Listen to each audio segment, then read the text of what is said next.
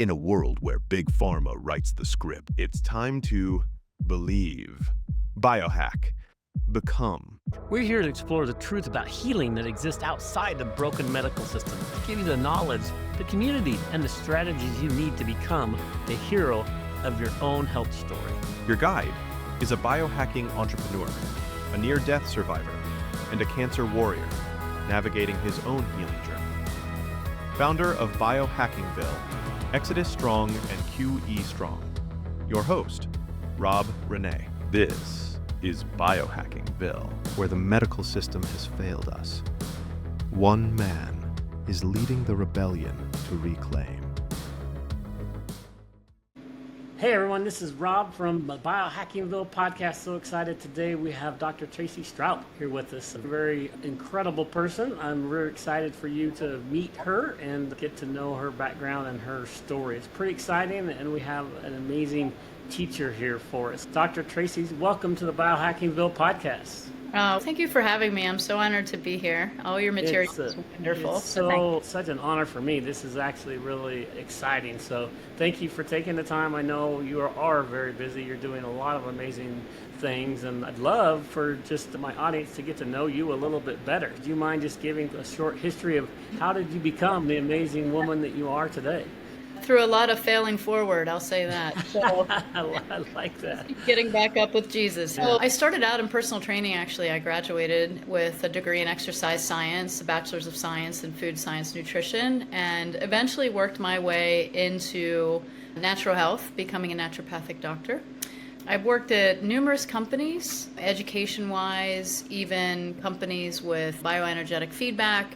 I've also have been a consultant for numerous brands. Currently, I'm the Chief Health and Growth Officer of actually a tech company called Get Healthy Store, where we build branded stores for doctors with dispensary capabilities.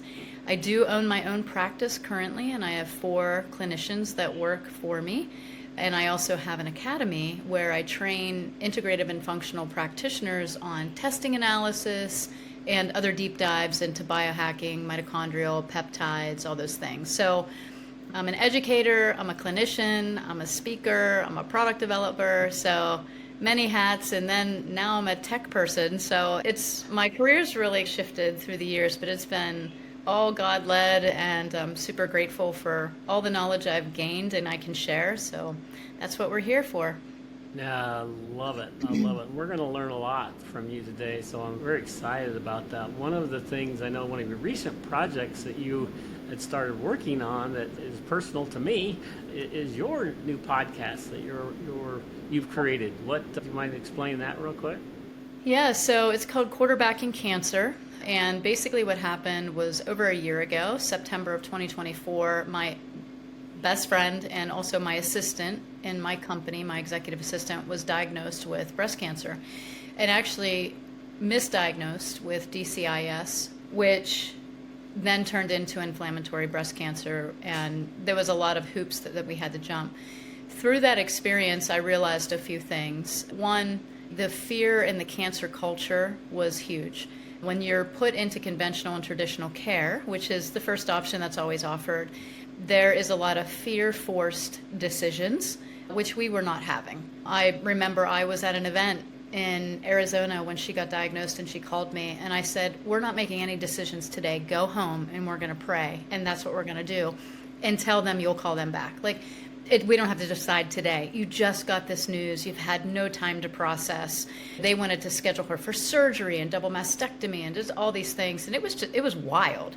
Wow. And personally, there's not a lot of history of cancer in my family, praise God. But yeah, exactly. But and I can tell you it's not because my parents or my grandparents lived such a healthy lifestyle. They grew up with the smoking cigarettes with the car windows rolled up. Yeah, maybe that's why they're so healthy. Our immune systems are jacked up. But the surprise of how quickly they wanted to move without giving someone a time frame to decide or even get a second opinion or even just think. So that was first. And then on the opposite side of that was the alternative side, which obviously I was a purist at heart. I was like, oh, chemo's bad, radiation's bad, it's all bad. And so there was a lot of just division. And in that time frame, I got introduced to a project called the Anti Appleseed Project. I was invited to speak, and this Anti Appleseed Project has been going on for 17 years. It's actually an integrative oncology project. It's an event that happens in February every year where they bring in the patients or current people with diagnoses or people with past diagnoses, whatever that looks like, and the top integrative and functional oncologists like Dr. Nathan Goodyear, Jen Simmons, Sean Devlin, Keneally, so many people that come into this. And what's beautiful is that you sit with them in the crowd and they go up and they present, and then you have the opportunity to talk to them. I was invited to speak on peptides, and peptides for cancer specifically, by my friend John, who was the vice president of the Anti Appleseed Project. And I was like, sure, I'll come. Ended up that I met Julia Chiappetta, who is the president, and we just really hit it off. And I'm good at constructing education and things. And I was like, hey, maybe if we formalize this a little bit. So she and I were side talking. I got to meet all the integrative oncologists.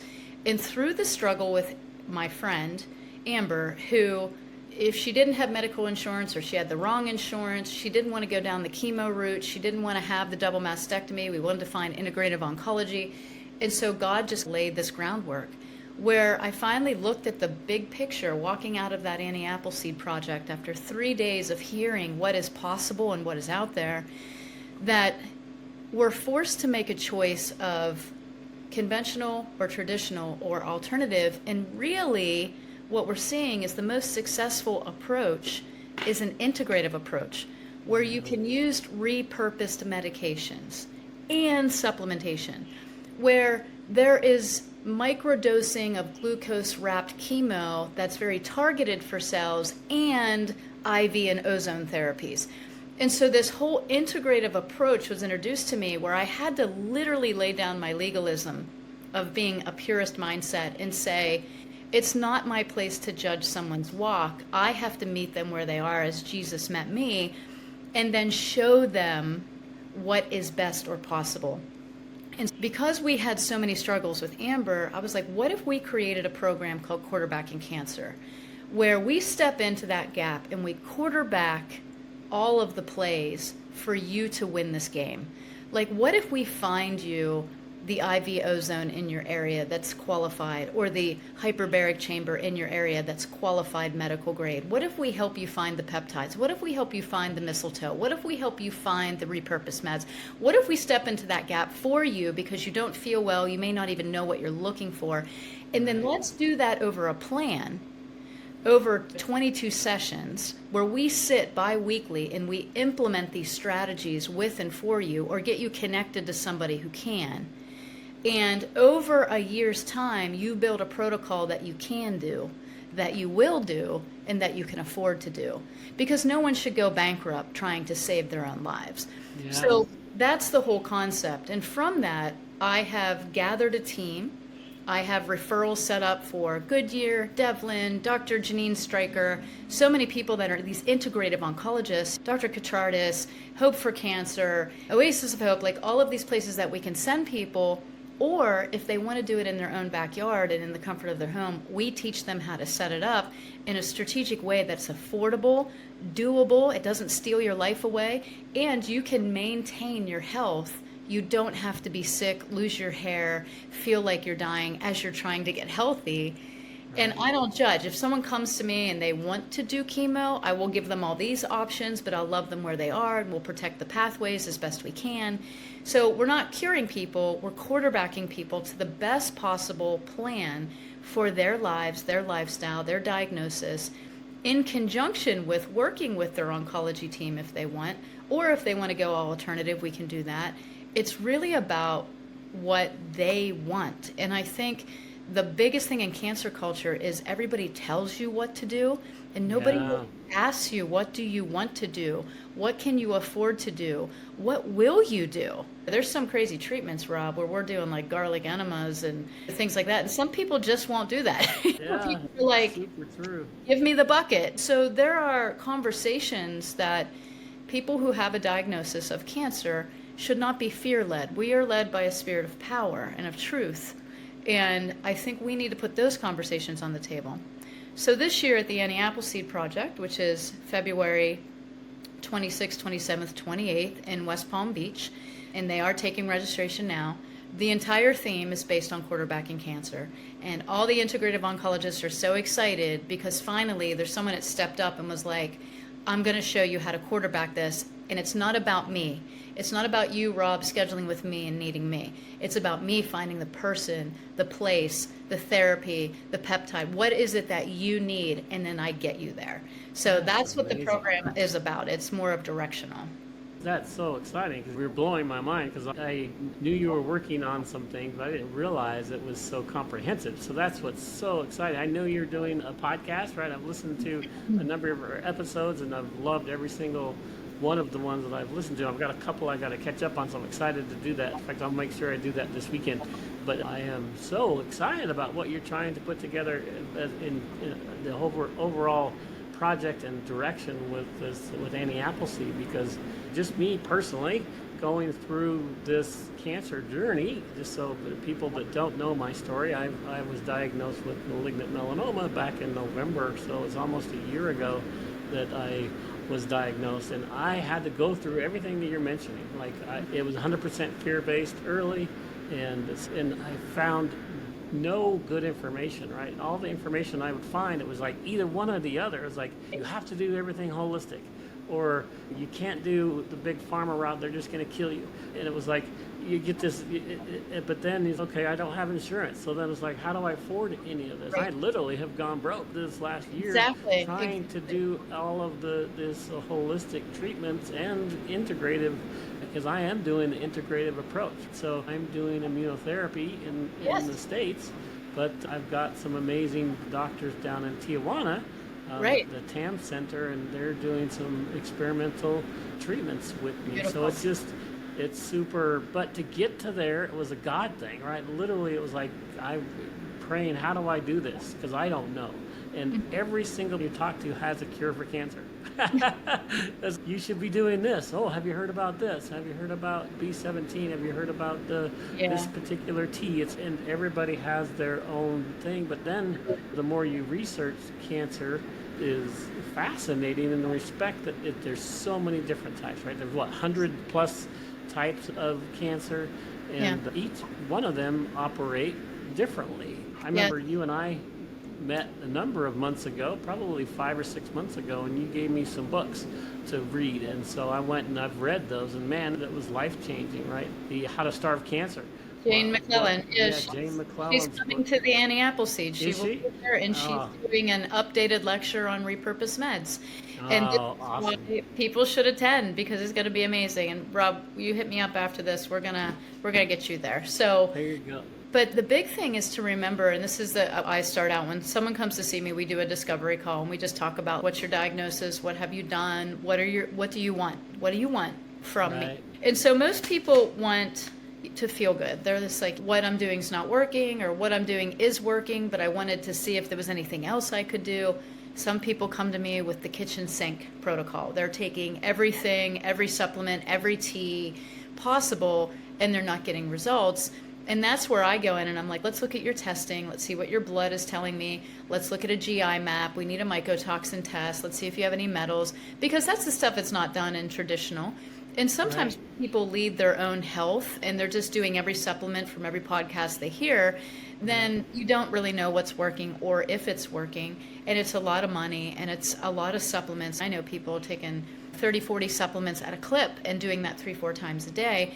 And is that good? Maybe for somebody, but maybe not for everybody. The second thing that I tell people is that your body's not doing anything wrong.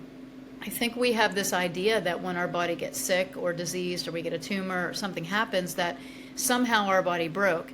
It's really not. Disease comes from two things, and all chronic disease. And cancer is put in this category because it's a death sentence. You hear the word cancer, you think you're going to die.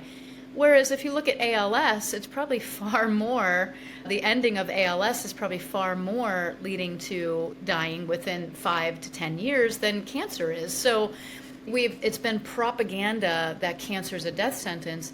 And so what I tell them is nobody knows the day and the way, only God knows that. He knows every hair on your head. So don't let someone speak something over you, because we don't know your story and the ending yet. We're just here to walk it together. And then the third thing I tell them is that cancer cells are your cells. They are your cells. They're not this, and when you declare a war on cancer, you're declaring a war on yourself. So really what we're looking at is these cells that can't fix themselves or have become sick, and they can't die, but they can't repair. So they try to survive the best they can, and they mutate their survival instincts, which means they have more GLUT4 receptor sites, which means they take in more sugar than your regular cells, which is why we cut sugar. They also can eat oxidized cholesterol. They can eat protein. They can eat oxidized fats. So really, you have to know how to look at the testing, which is what Jane McClellan talks about in her Metro map. How is your cancer feeding? And then she uses and recommends repurposed medications to block the pathways and starve the particular cancer cells, not your other cells, because they're not feeding that way. They're feeding universally. They're just going on with their happy lives, eating their steak one day, they're organic, whatever, the next day. But cancer cells are trying so hard, and sometimes they can only eat one thing, and that's what they focus on. Everyone's like cutting sugar over here, but they might be eating fat. And so you're right. You're on a keto diet, but your blood work or your testing is telling us, like, Rob, we need to switch your diet because your cancer got smart, because it's your cell and it's trying to live. Yeah. And so that's where all these therapies come in. And I think everybody has a piece. Everybody has a piece of the puzzle of the right way to do it. And I do believe that the body can and will heal given the right things at the right time. But it's not everything all the time. And so it's very strategic. And that's where, like, my team comes in and quarterbacks that for you of, hey, you're taking all these supplements. You need these 5. This one, not necessarily. It's a good one, but you don't need it. It's not doing anything therapeutically right now. Your deficiency is not there. I don't see a pathway disruption there.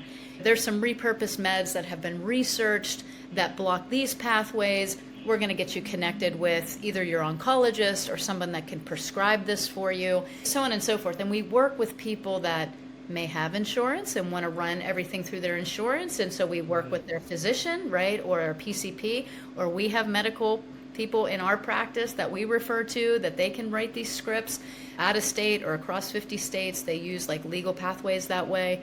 Or we say, hey, this supplement regimen you're on is great, but you need EBU, or you need IV ozone, or hey, I would recommend high dose vitamin C, but you haven't had your GDP6 test yet to know if you can handle it. So there's so many things that you can do, or maybe mistletoe, or whatever that looks like. And so it's not just throwing everything at somebody where you feel like, my gosh, I'm taking all these supplements, I'm drinking all this tea, and nothing's working. And it just may be like just the wrong plan. Right. So we can adjust those things. And I'm open to working with oncology teams and talking to them about nutrition. And most of the oncology teams that I have worked with, people that have come to me that are on chemo and radiation, they've been pretty open to being like, hey, we don't know a lot about that stuff. So they have a couple of studies where they're like, no B vitamins. And I'm like, whatever, you live on B vitamins. But anyway. And then finally, that I tell people, slow down. Healing takes time. And there is an urgency, but there's not an emergency. Unless there is. It's very rare that I get somebody in who's, I've been given 3 days to live. Most people are like, hey, I'm stage 4 and it's metastatic. And when they hear that, they think it's over. Right. And really the staging comes from how far of an infiltration that we're seeing. So let's take breast cancer, for example. If you have it on the skin as inflammatory, it can be stage 1 or stage 2. But if it starts to go into chest wall, it can be stage 3. And if it goes towards your lungs, it can be stage 4. So we had an incident where somebody had infiltration into the lungs. They staged it at stage 4. That allows them to prescribe higher levels of chemo and get that approved by insurance. But when we tested the fluid biopsy, it wasn't malignancy. It was just inflammation going into the lungs, so it wasn't really stage 4.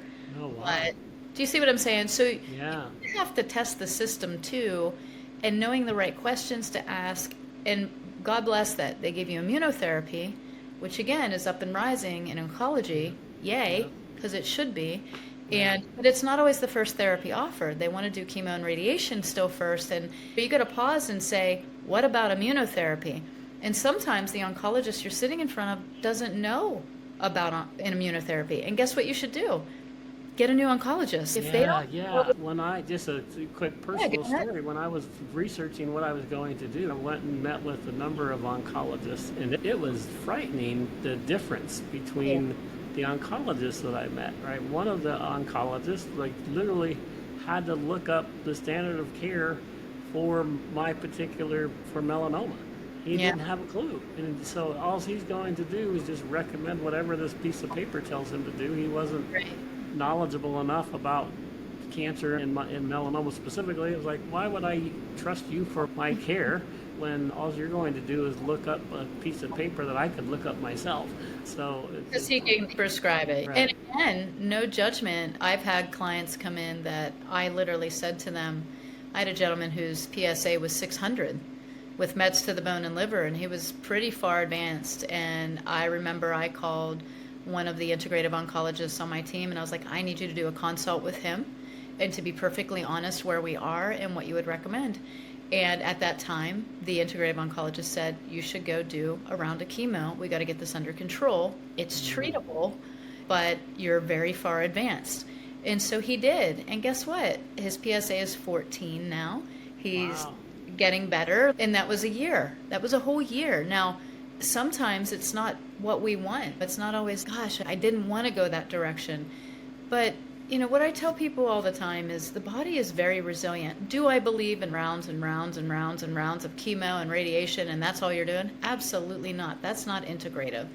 But I'm certainly not going to judge your choice or your past or even your path that you're choosing. I'm here to sit with you. I will give you the alternatives. I will talk to you. I will tell you the truth. I had a lady that just came in. She got diagnosed with DCIS, which is not technically cancer. It's distal carcinoma in situ. And it just means calcification of the mammary glands in the breast. And so it's not really cancer. It has a percentage where it could be. And so we looked at everything, and they wanted to do a double mastectomy. And I was like, oh, I think you're jumping the gun. I was like, I would go get a second opinion. So she did. And guess what? They didn't want to do a double mastectomy on the second opinion. They were like, this isn't cancer. So you have to fight for you have to be verbal. And what they try to do is suppress your words with fear. Because if you're scared, you're afraid to speak or ask or even say the word cancer. I'll hear people say, I'm not going to own it.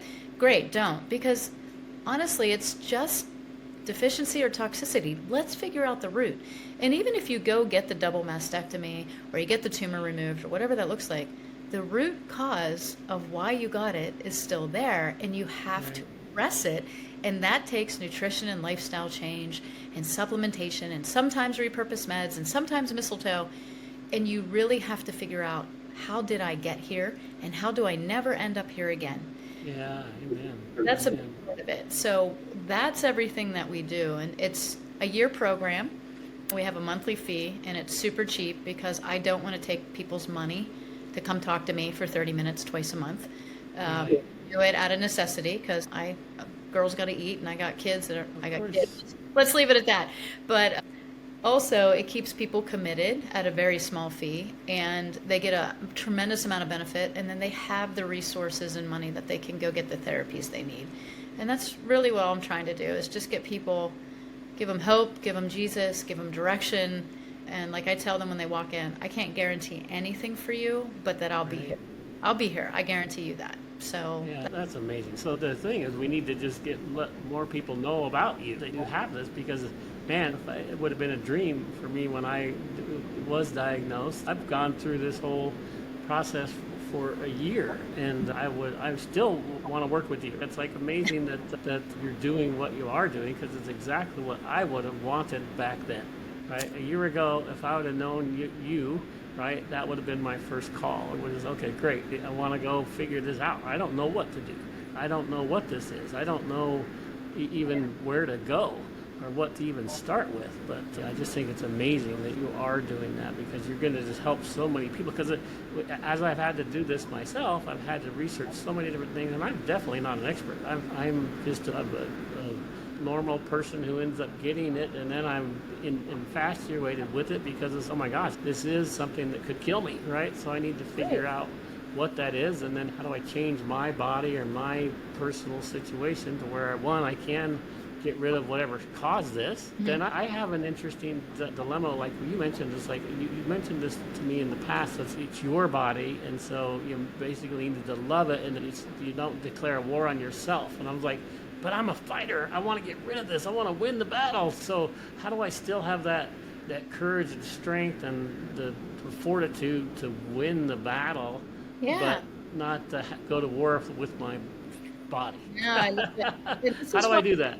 This is why I chose the football analogy. I'm in a house of all men, and they're all sports guys, right? So I was an athlete, but I didn't play football.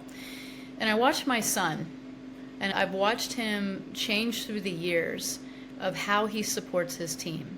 So if you consider your cells your team, right? Some of them are good players, some of them are exceptional players, some of them are not so good, some are bench warmers. And so you don't break down your bench warmers, and you don't try to kill them or take them off your team. You try to enhance them and bring them up and show them the pathway to do that. So it is okay to be angry at your team. It's okay to be like, hey, get yourself in line. We got to play, man. We got to win this game, and I need all of you to get up here with me. I need all of you to be 100% in, giving your 100%.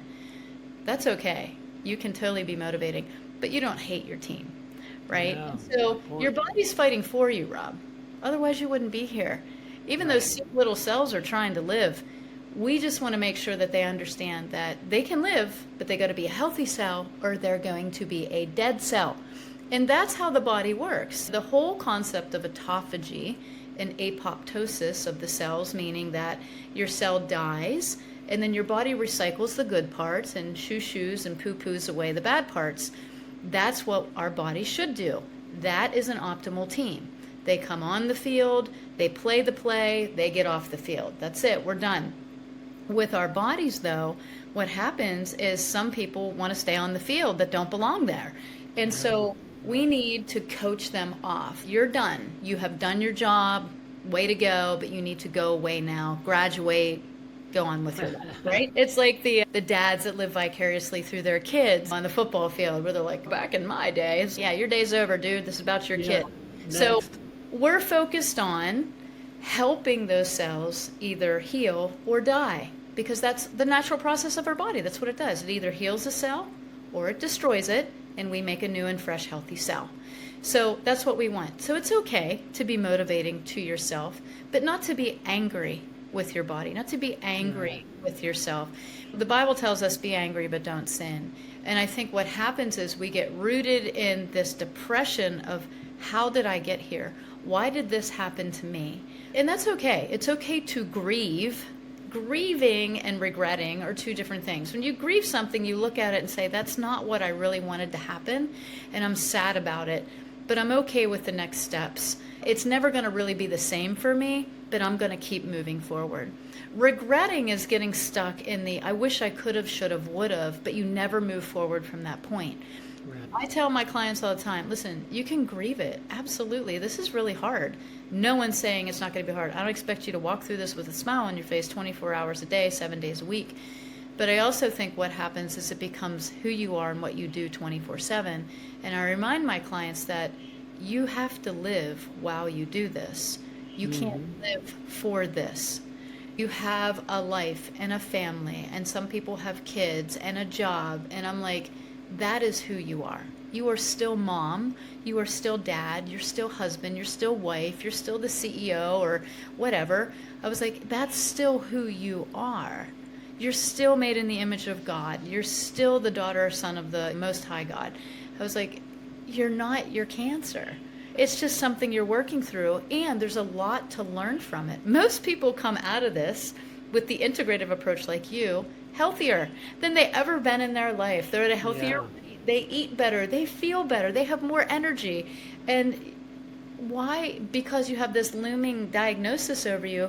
If your tests are showing everything's good and your body's showing everything's good, let this label go. Right. You know? Yeah, get Because rid of that. Yeah. you're not that. You are now a new and healthy creation. You have been transformed in your mind.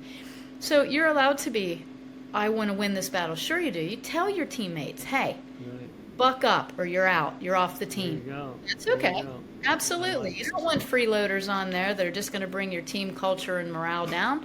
They either buck up or they get out. And so that's what we do. And that's totally okay. That's competitiveness with yourself. And that's a good thing. Right. It's healthy to always want to strive to be better. I think it's just more or less, are you harboring anger at yourself or at something else while you're looking at this battle? Because that's not going to serve you. Yeah, it makes sense. Makes sense. I just want to win. It's like I am such a person. I am going to win this regardless. That's I'm right. not sure how yet, but I know that I'm going to win. And so I just And it's have never that. fast enough. It's never Yeah. fast enough. Like patience, oh boy, when we talk about the fruits of the spirits, love, joy, peace, patience. If you have love, if you have joy, if you have joy, you have peace. If you have peace, you have patience. And I think it's the peace that the enemy comes in and tries to disrupt. Oh yeah. You're not going to have love through this, Rob. You won't feel joy through this battle. You certainly won't have peace. You're going to live in fear. So how do you become patient in the process and to know that your body's doing the right thing and that it is healing and that you're doing the right thing? You need that peace that surpasses all understanding. And in the cancer culture, that's not what they teach you. They want you to be fear-based, urgency-based. They don't want you to think through your decisions. They want to constantly pressure you. It's so counterculture to what we feel spiritually when we're like, hey, you know what? I woke up this morning. I have a great life. My kids are healthy. Man, I am so joyful to be here because I'm surrounded by love. And even you, Rob, how many people have come to you, have helped you, have offered you help, have prayed for you? Like the love that gets poured out on people that get a diagnosis. The culture's like, poo-poo all that. Live in fear. You know, no, you gotta pull that love in and be like, hey, this is hard, but I'm gonna find joy today. One thing, There you I'm go. joyful, Yeah. which is gonna I bring love you it. to a level of peace. And then you can become patient with your body to be like, hey, heal, okay? I'm gonna give you time to heal and space to heal. I'm gonna do all the things for you to heal, but I need you to heal. I'm gonna be patient to a Yeah. point, not all the time. It is. I had no idea that it would take this long, right? It's like you think about it and you hear about it and you say, okay, I'm going to win this battle. It's okay, I want to win this battle tomorrow, right? I don't want to win this battle in a year from now. Let's here it is a year. It's holy smokes. This is a long-term situation and you have to make a decision, right? I know other people who are going through this battle and they've just given up. And I feel so bad because it's like, it doesn't matter how far along you are, never give up. There's still hope. You have breath in your lungs today. God has a plan for your life. So Right. don't give up. There's still hope. And man, I'm nowhere near that. I'm already healed. It's just a matter of time. Right. It's Yeah. just It's so time. I'm That's right. I'm okay. But I just feel so bad that there are other people who've given into this culture of fear. And Yeah. they're just like, this is what it is. I'm like, no, that's not okay. That's but how do you? It's really difficult for me because I want to go shake them and just say, you know what, you can get better. It doesn't matter what the diagnosis is.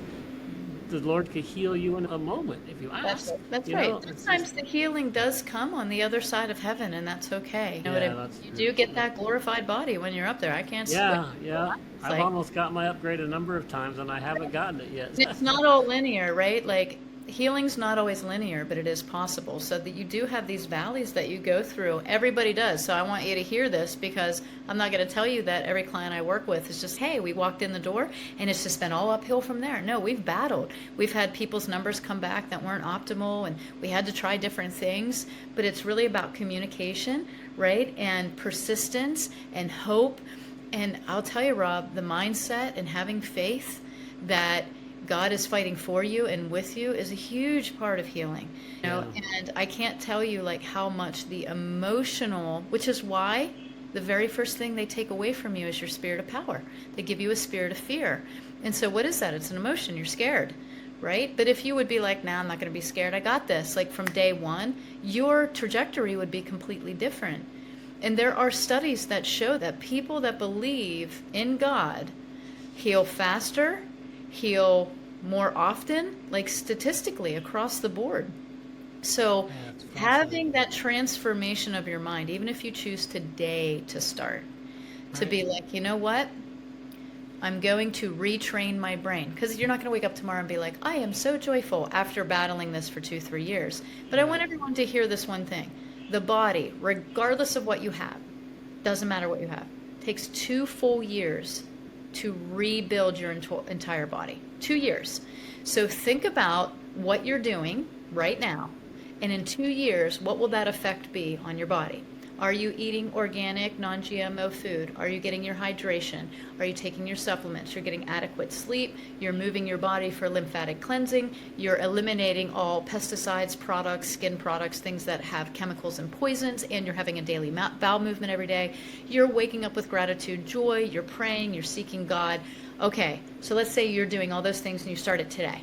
In 2 years, I promise you, your body will be 100% different than if you would get up and eat donuts, drink moldy coffee, have gone to bed at 2 a.m. Think about it. Every time we make a choice about how we live, how we think, what we eat, what we do, how we pray, we are either building a cell or we're destroying one. Oh, wow, beautiful. That is not woo. It's chemistry, it's physiology, it's biology. And so your body flips over in 2 years. So ask yourself this question today.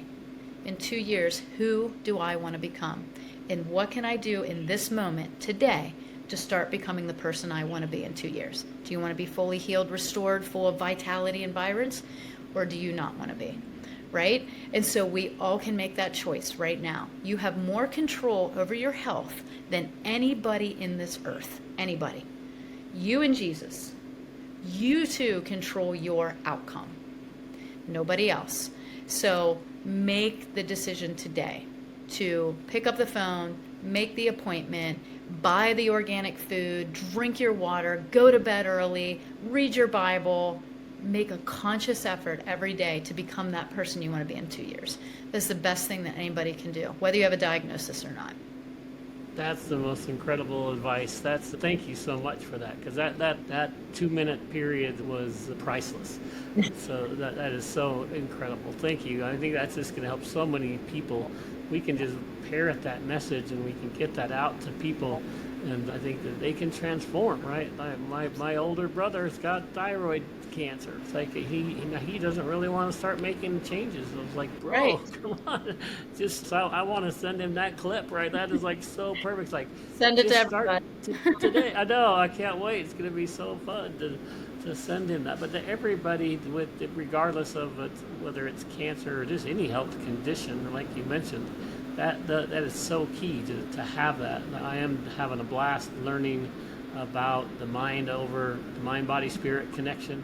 Oh, yeah. How important that is, how your spirit connection is very important. Like you mentioned, your faith in God, it's proven that people, if they do have that faith, they heal faster. But then your mind is so incredibly powerful and strong, and how it can physically control your body. That's fascinating too, right? That's without any drugs or medications whatsoever. It's just the power of your God-given mind. So God's built this temple in such a complex way, in such a fascinating way, that it's built to heal itself, right? I'm not telling you anything you don't know. It's just I want people to hear that. It's like He made this body so incredible that if you give it what it needs, and that 2-minute segment that she just went through, and what you should do and can do, and how your body can recycle over a 2-year period, just start that today. Right? Yep. Start the process today, and then just think about what your body can be like over that period, because God designed this body wonderfully and incredibly. Just start giving it what it needs, right? And she just explained exactly what it needs. So start that. So anyway, thank you for that. It was beautiful. Yeah, absolutely. I've certainly enjoyed our time here, and I'm happy to come back at any time, and we can get into deep dives on. Yes, we're going to do that.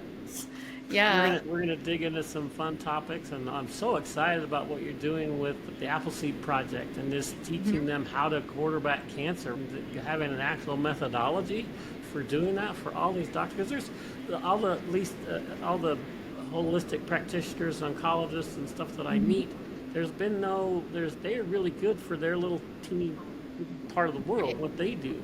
But they're not. There's not. I haven't seen yet somebody's doing what you're doing, really looking at it from a 30,000-foot perspective and saying, "Look, there's all these things. How can we put together a process where we can help people?" And my gosh, it's so needed. So God bless you for doing that.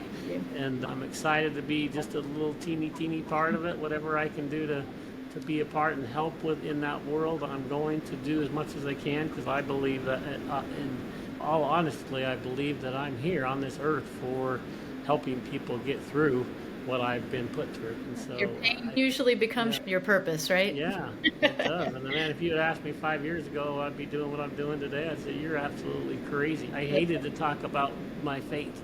I was not comfortable enough in my religion and my faith in God to even have that conversation. Now, so I've done so much of researching the Bible and understanding the Bible and just understanding my faith. And now I have a relationship instead of a religion. So I'm okay talking about that. It might offend some people, and I'm not going to apologize for it, because that's just who I am. But at the same point, and then I get diagnosed with cancer, right? It's like I transformed into like just being super focused on how do you change this incredible temple, right? I used to be a young athlete where it's like, man, I knew really well how to take care of my temple back when I was young. But then life happens and you go do all these other things, and man, I obviously didn't take care of my temple the way I should have. And now I'm reversing all of that. So I'm 1 year into that 2-year transition. I know. Wait till next year.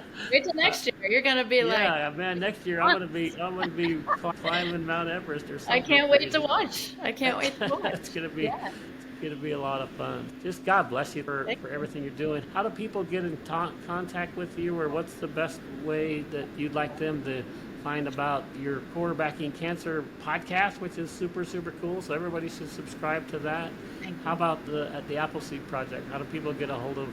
Yeah, absolutely. You can go to my website, which is just Tracy Stroup, ND, as a naturopathic doctor. And you can find everything about Quarterbacking Cancer and the Anti Appleseed Project and how to register. There's also a contact form on there in my assistant's direct email, so you can send us an email directly. If you want a discovery call, if you need help with quarterbacking, please reach out to us. I have trained practitioners. My assistant does all the discovery calls because she herself has walked this whole battle, and she understands, and she's a great person to sit with, and just to have that person who says, yeah, me too, I get it. And I think that's what we're all looking for. We're looking for that person that can say, me too, I understand, and we're here to help. So just my website, tracystraupnd.com. Reach out in whatever way, and we're happy to help you. And thank you, Rob, for everything you're doing. And I'm always praying for you, and God bless your journey. Yeah, thank you very much. It's going to be, like I said, I'm healed already, so it's just a matter of time. And I appreciate you very much. I'm just so excited, and just God bless you and all the efforts that you are doing. It's just like you're going to change the world for good, and you're going to have lots of rewards in heaven, which I'm excited for you. So thank you so much. Thank you. All right, with that, we're signing off from the BiohackingVille podcast. Remember, if you have air in your lungs today, God has a plan for your life. Believe, biohack, become. Don't forget to subscribe so you never miss an episode. Join the community and get the show notes at biohackingville.com. Follow us on all social media platforms at BiohackingVille. Until next time, believe, biohack, become.